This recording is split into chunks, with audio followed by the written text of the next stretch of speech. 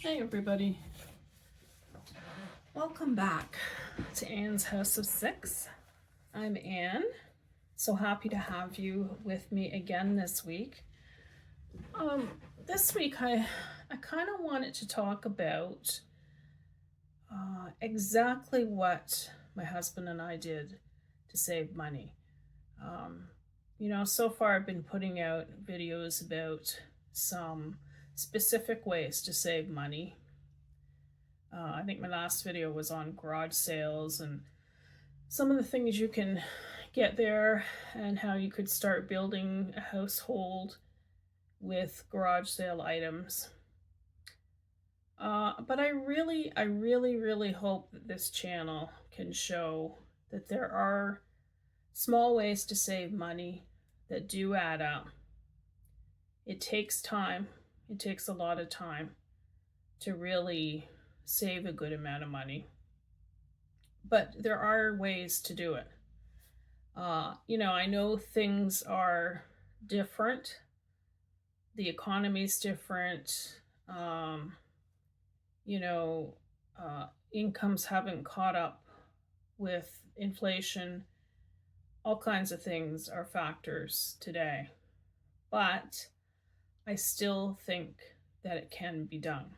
And if I'm wrong, let me know. Let me know in the comments below if you think I'm wrong.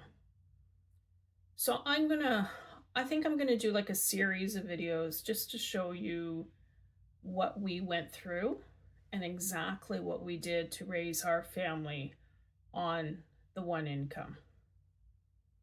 And I did write things down as usual. I write things down because I forget what I want to say in the time that I have here. So, I'm really hoping this will resonate with some young people and, people maybe starting their households, whether you're buying a home, hoping to buy a home, renting an apartment, whatever the case is right now, because I have 4 kids and my oldest is 33. My youngest will be 29 this year. And I have 2 kids in between there. And they're going through the same sort of things. My 2 oldest are still at home and they want to save. They want to stay so they can save to buy a home. So they're working full time. My oldest son owns his own company and he's been able to do quite well, thank God. And he's been able to expand that company. This is his 5th year, I believe.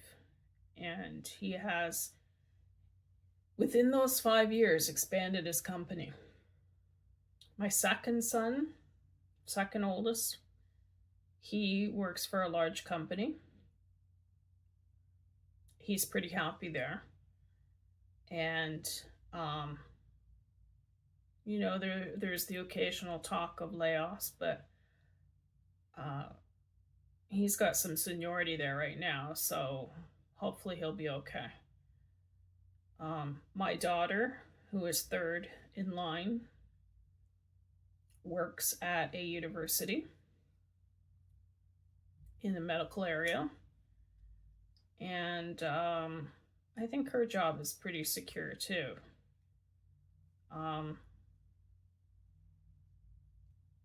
She doesn't earn a lot, but she's earning enough to support herself. And my youngest, who is a boy also, he has his own business too. His business is kind of up and down. So he's considering letting it go at the beginning of next year and working for someone in the same industry that he's in. So, I understand, people are having a hard time. It's not easy. Some people are working 2, 3 jobs. Some people are living paycheck to paycheck. So I completely understand that. And maybe some of the things that I've said in my videos are seem kind of small and insignificant, but I believe they can help along the way for you to save money. But you have to stick to them. And that's what's not easy to do, especially when you have outside influences telling you something different. But anyway, um, I hope these ideas can resonate with some people. It may be useful to some people. So, I thought I'd start. I'm going to do a series and maybe just do a couple of topics with each video. First one I wanted to mention that we did was we always bought groceries in bulk. We never went for the small little containers, bags, whatever. Always in bulk. The thing with that though, like if you shop at Costco, let's say for example, and they have a sale of laundry soap, always check the shelf price per kilogram, because we've been caught before where it's not a sale, that actually the name brand laundry soap is less than what they've got on sale, or the Kirkland laundry soap is less than the name brand soap. It just depends what they've got on sale. So always check the per kilogram price, and you'll always be able to tell what actually is cheaper. So check that. The other thing we always did, buying meat, we've always bought that in bulk too, especially if they have a sale. They always up the price on meat. They usually have a higher profit margin on meat in grocery stores. So when they do have a sale, it's usually pretty good amount off the item because they want to get rid of it. So get to know your prices, and if there's a sale on meat, it's usually a pretty good time to stock up. You can separate it, say for example, ground beef. Take a large package and separate it into, say, 1 pound packages and put them in Ziplocs, take the air out, and freeze them. And you'll be able to use those. I think meat can go up to about a year that you can keep it in the freezer. Not always, but a lot of our vegetables and fruits we buy frozen because we're guaranteed that it's going to be used up and it's not going to go bad. Now, I do buy some fresh vegetables. In the summer, I try to grow some, but a good portion of our vegetables, like say broccoli, cauliflower, we buy frozen and they're in large bags. Another thing we did, and we still do, is we only bought pop, or if you call it soda, on special occasions. We never ever had it throughout the year. We did not have our kids drinking pop. That was one thing I was really glad that we did. And we would only buy for special occasions. That'll save you a lot of money if you're not constantly buying things like that. And you don't need it. It's full of sugar, especially for kids. You just really don't need it. So we would use juice. Sometimes we would buy some juice. And that was a thing I kind of wish we didn't even do that. But when we bought juice, we would water it down. So it'd be half juice, half water. Because it's very concentrated. You don't, especially for children, you don't need to have the full juice. I hope that makes sense. So what else did we do? For example, I just went shopping this morning with my husband, and I have My son's birthday's coming up, my second oldest, and so this weekend everybody's able to get together, so we thought we'd just have a little luncheon for him. So we went to Costco, and just to get some things for to have a lunch for his birthday and a few extra things that we were running out of, it came to $442. That was just for a small shopping trip. Now, mind you, we did buy some things, like we bought some salmon, it was on sale, so we bought some extra packages. I can tell you, excuse me, here go the allergies again.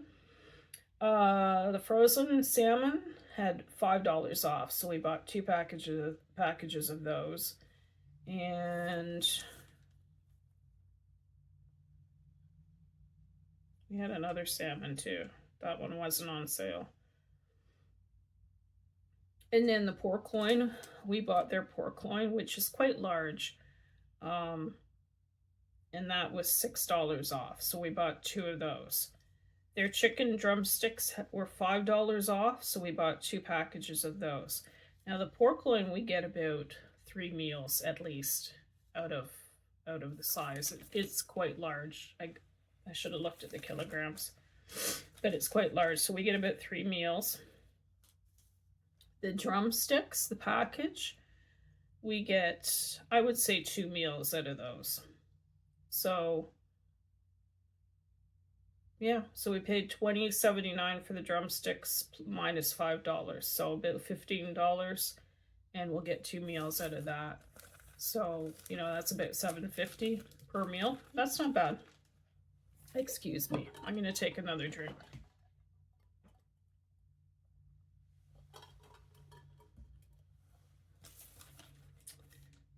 Their bread was on sale, so we bought a couple of packages of that.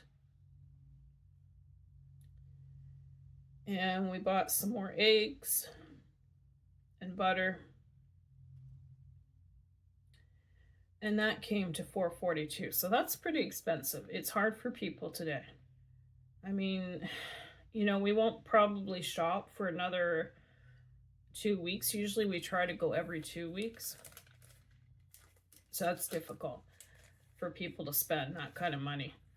That was another thing. When the kids were young, I shopped every week, and I usually took the kids with me most of the time. But I didn't shop beyond that. I didn't go to other stores. I didn't start scouring coupons and driving here and driving there to get a deal on a can of beans. I went to one store and I did my weekly shopping, and that was it. I didn't shop again until the following week. That's another way to save a bit of money. If you're constantly going out and constantly picking things up here and there, it's going to add up to more than what you think. And I was never a coupon person. I know people in my family who are, but they're constantly driving to other stores. Go to one store for one thing, another store for another thing. You're not saving money that way, and you're also burning gas that way too. So those were some of our things for grocery shopping. I'll probably think of some more as I think more about it. So if I do, I'll let you know. Another thing we did when the kids were little, and I think I mentioned this to you before, is we used to go to a place, I believe it was called the Diaper Factory. And we used to get large bags of diapers. We had, at least 3 kids at one time in diapers, because my kids are about just under 5 years between them, from oldest to youngest. We decided to have our kids in a row, basically, because I grew up, I have 3 siblings, but we grew up so far apart in age. It was like we had nothing in common with each other. I didn't want to do that with my kids. I knew I wanted about 4 kids. I was thinking 3 to 5 kids at the time when we were getting married, and we had 4, and I wanted them pretty well right in a row, and we did. We were lucky that we were able to do that. And, they've grown up together and kind of grown up all the same, really, and been able to um, have a lot more in common with each other. So, anyway, we went to the diaper factory. And we would get large bags of diapers at discount prices. And yesterday I was looking online. I don't know if I can find it again. I'm going to link a couple of links below this video in the description. But they had the same place that we used to go to, but now they have more packaged diapers. So they'll have, for example, Pampers, and they're packaged like Pampers, but they come in a larger volume, and they're probably factory rejects as well. I'm sorry, but they're worth it. Even if you have to use some of your own tape on them, which is what we did. Sometimes the kids would have electrical tape on their diapers because they're factory rejects, so some of them didn't have the tape, or they'd have one side with tape and the other didn't have tape. But it's worth it.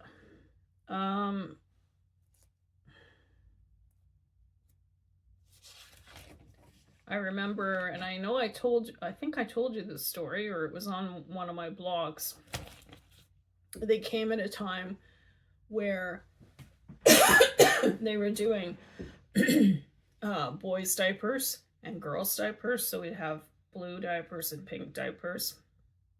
The blue, of course, being that there was more padding at the front of the diaper, and the girls, of course, being there was more padding at the back of the diaper.